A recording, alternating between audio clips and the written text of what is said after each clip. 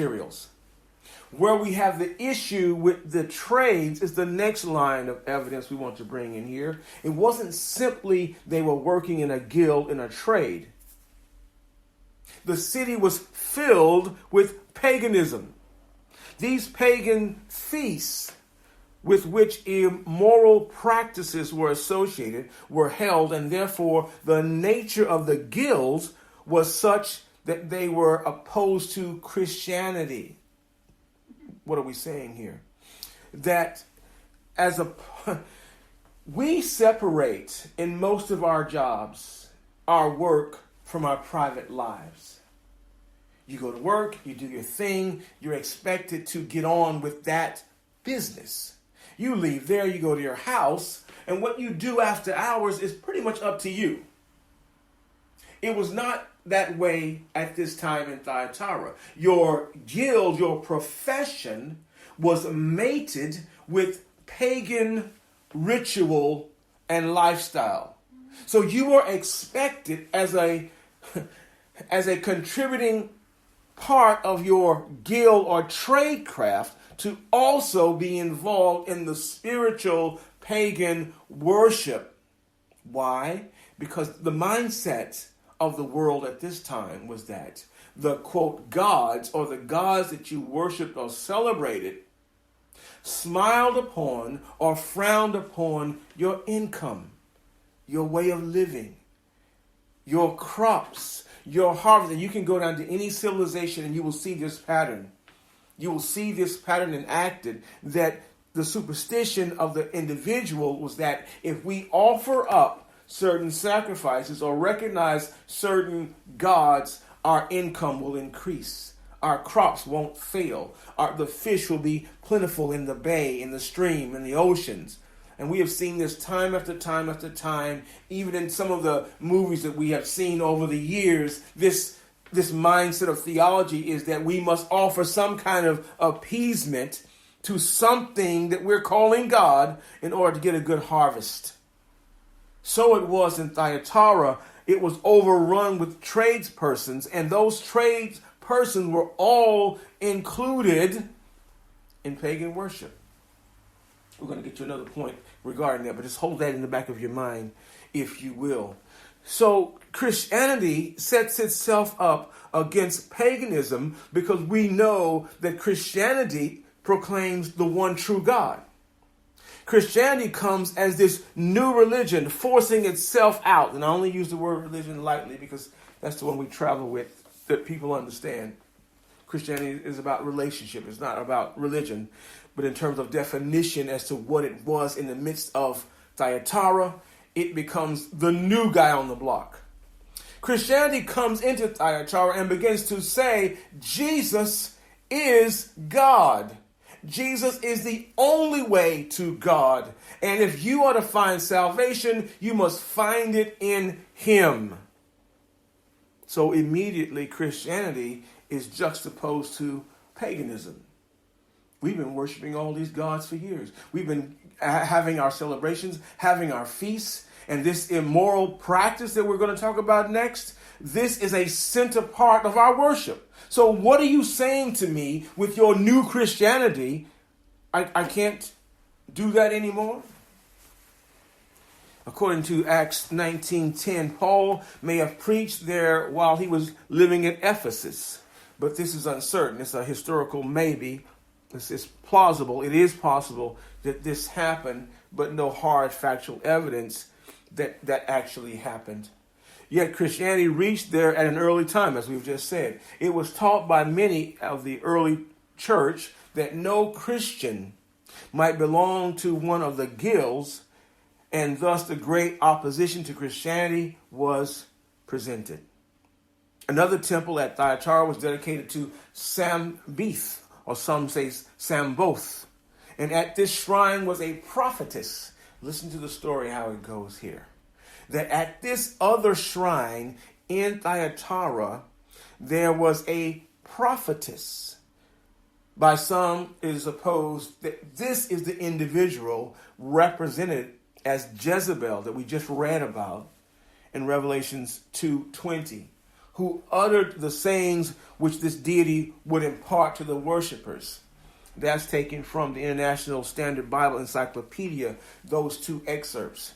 So historians commented. William Barclay said this: there were more trade guilds in Thyatira than in any other town of its size in Asia. The problem which faced every Christian in Thyatira was whether they were to make money or to be a Christian. Wow, where have we heard that before? So you see, the plot thickens. It's not just, why is Jesus on the church?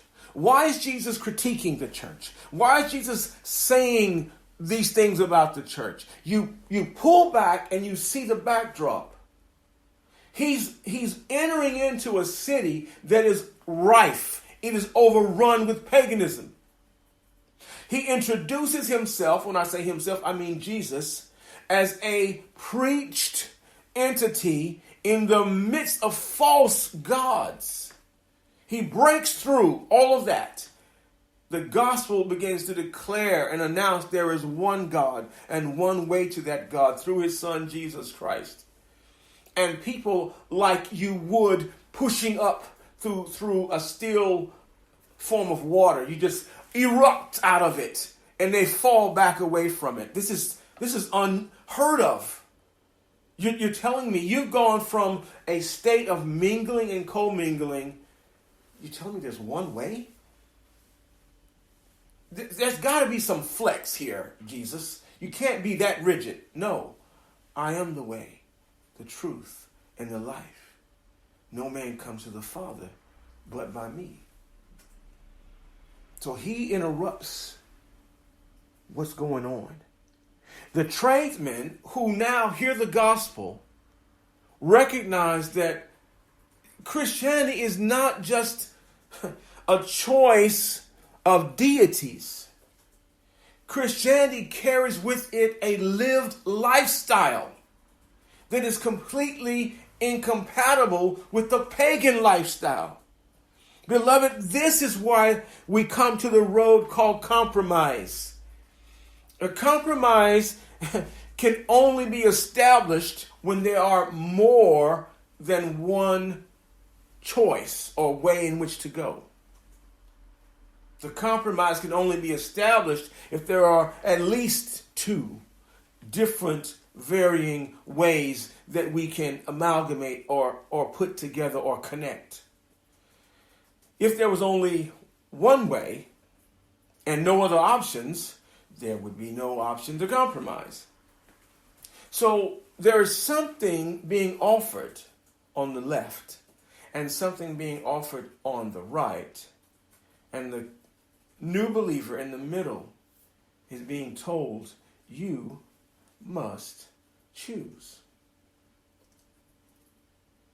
But what has happened in the church, we'll see here in a minute, is something that's happening in many churches now. They came into the presence of division. And that division happened around a type of seduction. And if you don't know what seduction is, pick up your dictionary and have a quick look. But seduction, and I'll give you the bare description of it here. Seduction acts with foreknowledge of where you are, with the intentional and the intent to move you to somewhere else. In the most innocuous way possible. The slightest notice to what's happening is desired with seduction. So I'll use the earthly analogy, if a woman or a man wanted to, quote, seduce that person, they would approach them like this. I'm safe. I am trustworthy. I am not going to hurt you. I want to be near you. That's all. Let me sit with you and talk with you. Let me get close to you because I have nothing hidden up my sleeve. This is the process of seduction.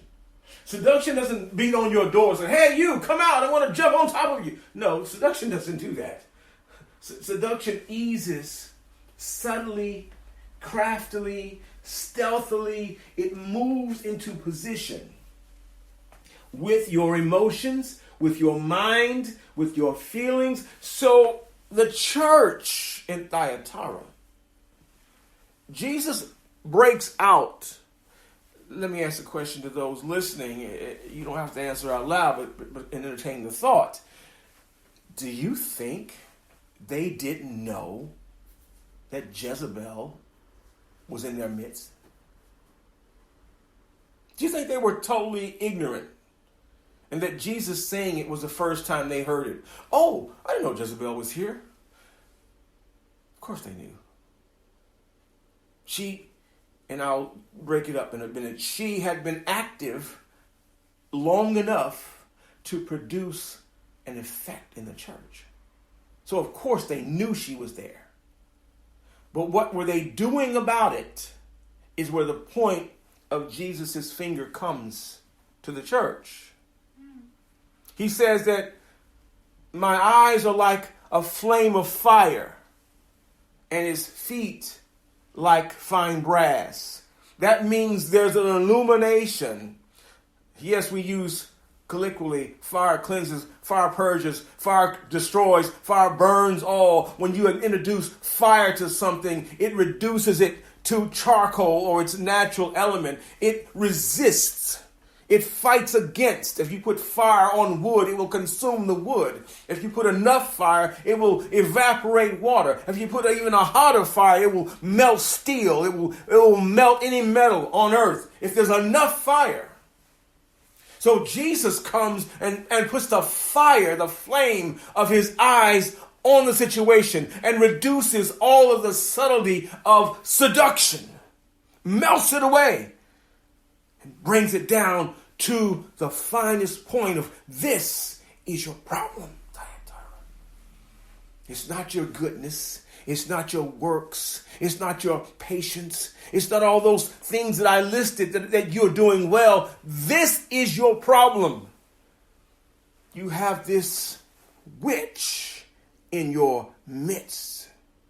Let me stun some folks quickly, if I may.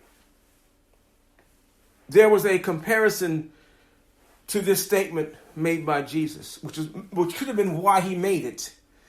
There was another god being worshipped at Thyatira, one of many, called Trimnus, the tutelary god of Thyatira, represented with, this is his image of this other god, flaming rays around his head and feet burnished like brass. Wow, that sounds familiar. So who is he imitating? Who would have known that to create such a false god like that? The fallen. They would have had exposure to Jesus prior to him coming into the earth. They would have seen him in the authority of his office in heaven before the incarnation. So when they fell, they were able to create and generate a false type of God to mock the Son of God. So he comes and establishes, no, I am the one with the true flame in his eyes and feet burnished like brass, not this false representation you have in Thyatira. This is all part of the setup of seduction to imitate the real. Thyatira suffered from that woman Jezebel, the scripture says. Now, in some of the commentaries, which I'll read for you now, is a stunning revelation, which could possibly prove to be the turning point of the conversation. It says, which called herself a prophetess, so self-named, to teach and to seduce my servants, to commit fornication, and to eat things sacrificed unto idols. Some self-styled prophetess or collection of prophets, because the feminine Hebrew idiom expressing a multitude, closely attached to and influenced the Thyatiran church and its presiding bishop or angel, which would have been the pastor. The Alexandrius and the Vaticanus manuscripts. Now, you know, when we studied the canon, we talked about the various manuscripts.